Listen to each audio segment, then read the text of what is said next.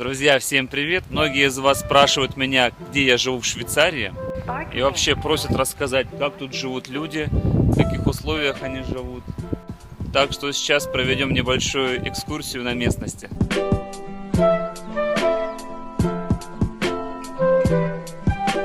Смотрите, вон там где-то находится Цюрих, в 150 километрах.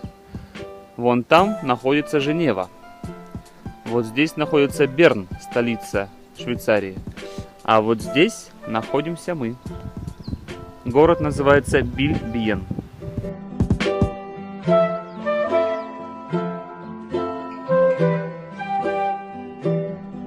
Вы, наверное, думаете, что все люди, которые живут в Швейцарии, живут в шале в горах, кушают много сыра, купаются в деньгах.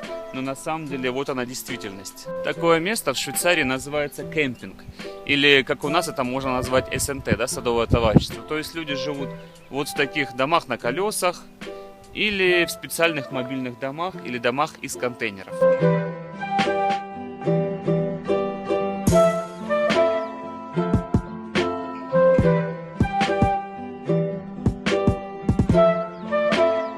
Кто-то устанавливает себе на участке вот такие новенькие домики. У кого-то, наоборот, очень старые дома, еще 40-х лет построек из дерева. У каждого домика есть небольшая территория, в зависимости от расположения. Например, это может быть 1 или 2 сотки. У кого-то уже более массивные дворы, но это уже каждый делает по желанию. Кто-то закрывается, но вообще в Швейцарии так не принято. Ну а кто-то предпочитает вообще жить вот в таких специальных прицепах на колесах. Это тоже, в принципе, довольно-таки интересно. Но самое главное, что в каждом таком домике есть все необходимое. Есть туалет, уборная и электричество. Также попадаются вот такие интересные экземпляры. Не знаю, какого года эта постройка, но тоже, в принципе, довольно интересно.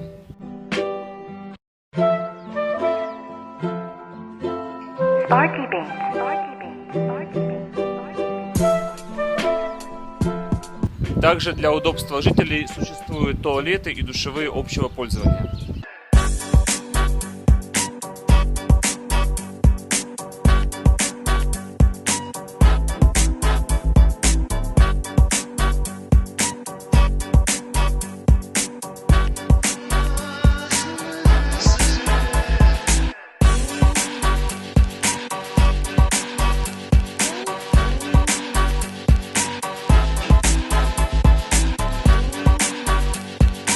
То есть все необходимое для жизни есть, все чистенько, аккуратно, специальные люди убираются каждый день по несколько раз. И самое прикольное, что в таком месте вы не найдете ни одного одинакового домика. Все домики и все участки придомовые, они по-своему уникальны. Вот тоже, смотрите, огороженный участок со своим забором, со своим входом. А напротив, конечно, красота стоит. Вот это уже похоже на стационарный большой красивый дом. Похоже прямо на швейцарское шале. И вот дальше пошли еще домики. Такой стиль мне тоже очень нравится.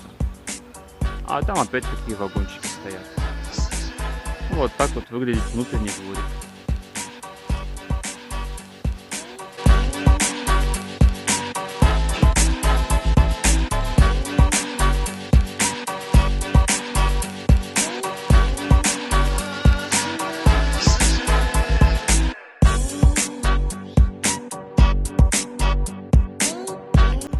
Вот вообще новенький, красивый, современный домик.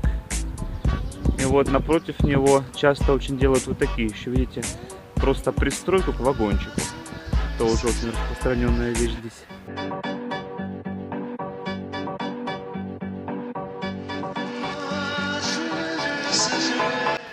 Кто-то даже вот так умудряется жить. О, зато антенна есть отличная. Всего хватает.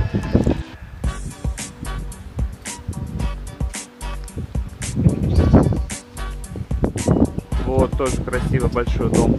Прям классно смотрится. Потихоньку подходим уже к моему дому. Вот это мои соседи, которые приезжают сюда только на лето. Но живут тут практически до ноября. А вот она и наша территория. Вот. Это, наверное, одна из самых больших территорий, которые только есть в этом в кемпинге.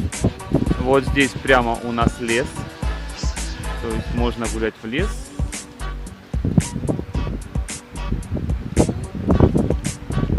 Ну что, заходим?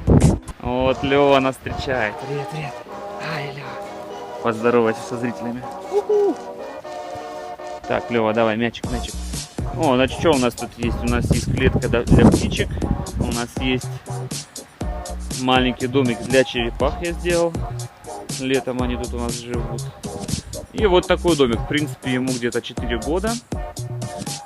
Вот, есть еще маленький домик. Это я тут живу иногда летом. Ну, сейчас у нас здесь кладовка. В принципе, такой 2 на 2. Диванчик есть. Отдохнуть летом можно. Я хочу сказать, почему вообще швейцарцы выбирают такой тип жилья. Потому что стандартная квартира в городе, она стоит от 1300 и больше, $1300. Здесь же мы можем позволить вот это жилье себе снимать за $600 в месяц. Ну, это вообще-то все во франках считается, но франк и доллар примерно одно и то же. Вот, это пришлось нам на зиму закрыть, потому что тут жуткий холод, жуткий ветер. Живем в горах. А в горах обычно, если минус 20 вот зимой было, то это ощущается как минус 40. То есть вот с таким ветром сильнейшим, вы сейчас, наверное, тоже почувствовали уже, да? Это постоянно. Вот это, конечно, минус проживания здесь. Ну что, пойдем теперь на экскурсию вовнутрь.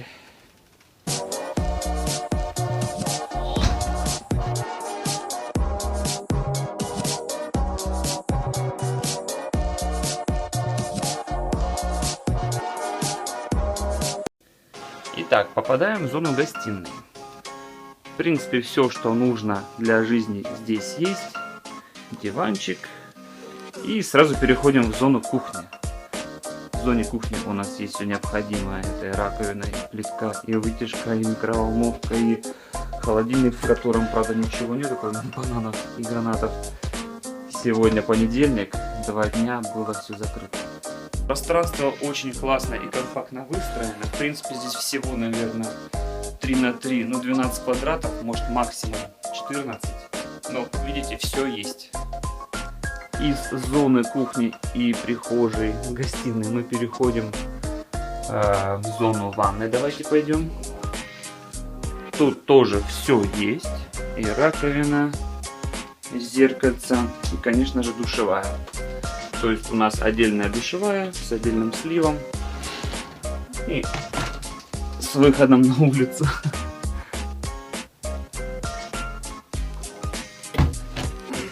Конечно же, опять куча всяких полочек для хранения разных безделушек и вещей. Как здесь, так и здесь. То есть, в принципе, все умещается. И дальше мы переходим в зону, рабочую зону кабинета. Это такой кабинет. В принципе, здесь хватает места компьютеру, хранить какие-то вещи. Опять же, разные полочки, в которых хранятся личные вещи. И типа, опять же, гардероб. Место хоть отбавляй. Конечно же, имеется отдельный туалет.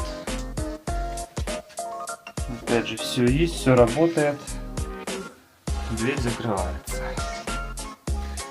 И переходим в зону спальни. Очень большая кровать стоит, поэтому даже дверь не открывается. Вот такая, грубо говоря, кровать на всю комнату. Ну, опять же, комнатка, наверное, 2,5 на 2. Но переночевать, выспаться хватает. И есть еще один встроенный гардероб.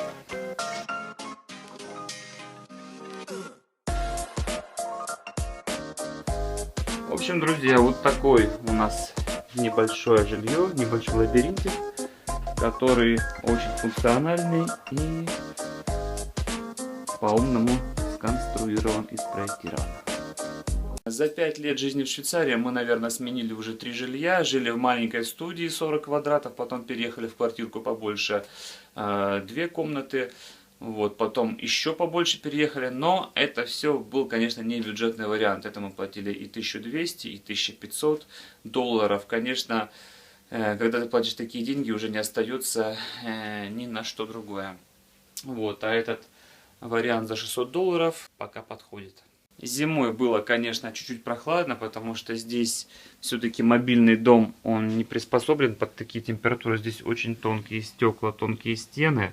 Утеплителя практически вообще нету. То есть, получается, понимаете, вы живете, ну, по сути, на улице. Да, вот она все, что-то, та прослойка. Вот, но мы спасаемся. В принципе, у нас тут есть электрические обогреватели и есть вот такой бензиновый обогреватель. Конечно, он не очень полезен для здоровья, но 20-23 градуса дает. Самое мое любимое занятие, как вы помните, это экономить. И когда ты можешь на чем-то одном сэкономить и купить себе что-то другое, что ты очень давно хотел. Вот, например, вот такую машину мы давно хотели. 8 месяцев пожили в своем мобильном домике. Теперь ездим вот на таком красавце.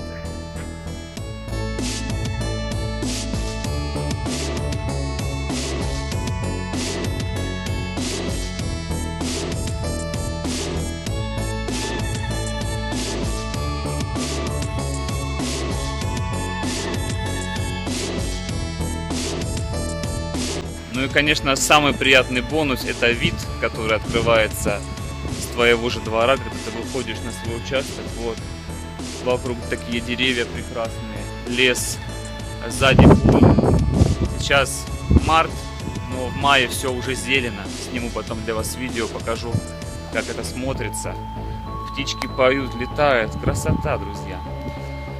Все, спасибо всем за просмотр, ставьте лайк, если кому понравилось, подписывайтесь на канал, я буду делать еще дальнейшие разные интересные видео про Швейцарию, про здоровое питание, про спорт и мотивацию. Всем пока-пока и удачи!